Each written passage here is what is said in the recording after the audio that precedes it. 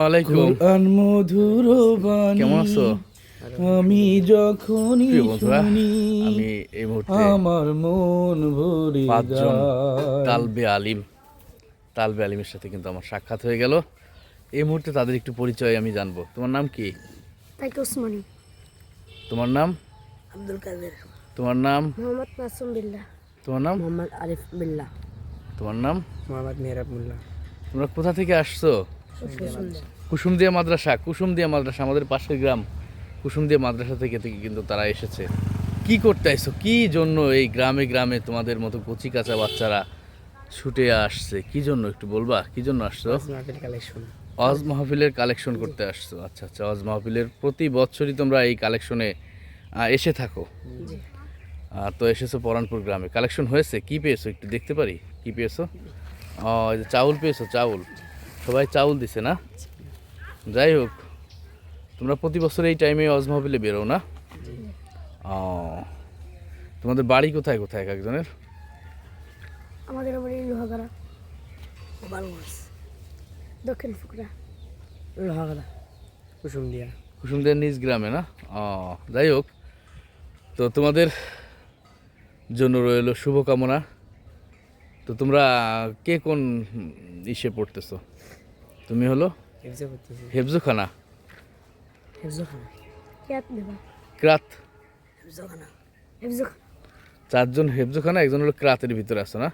তো যাই হোক হুজুরা, তোমাদের প্রতি ভালোবাসা, সম্মান ও শুভকামনা রইল।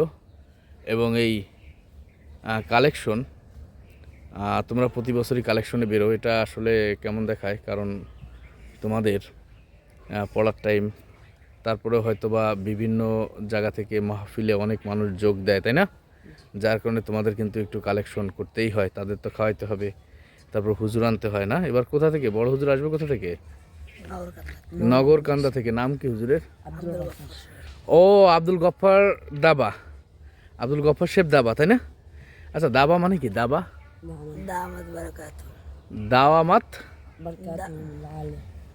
দাওয়ামাত মরকাতু, এর মানে কি? মানে এদের কি বোঝায়? পদবিটা কি বলো তো?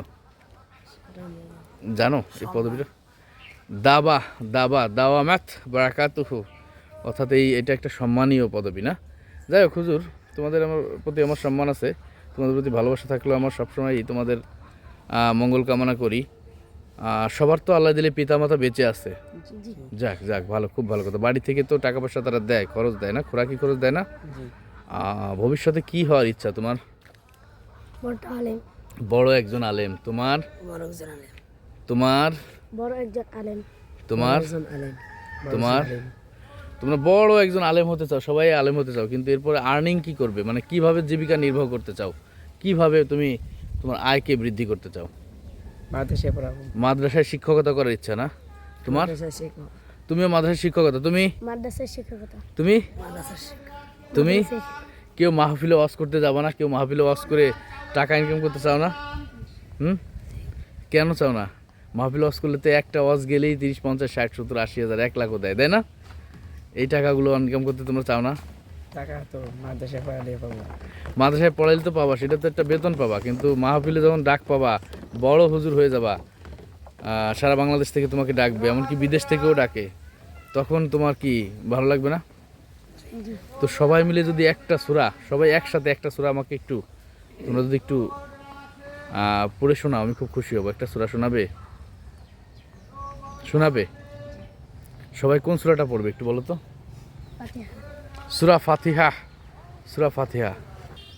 কোন ছেলেটা খুব ভালো করে একটা সূরা ফাতিহাটা পড়ে শোনাতে পারবে?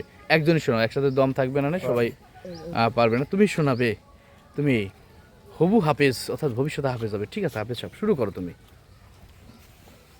أعوذ بالله من الشيطان الرجيم. بسم الله الرحمن الرحيم. الحمد لله رب العالمين. الرحمن الرحيم. مالك يوم الدين إياك نعبد وإياك نستعين اهدنا الصراط المستقيم صراط الذين أنعمت عليهم غير المغضوب عليهم ولا الضالين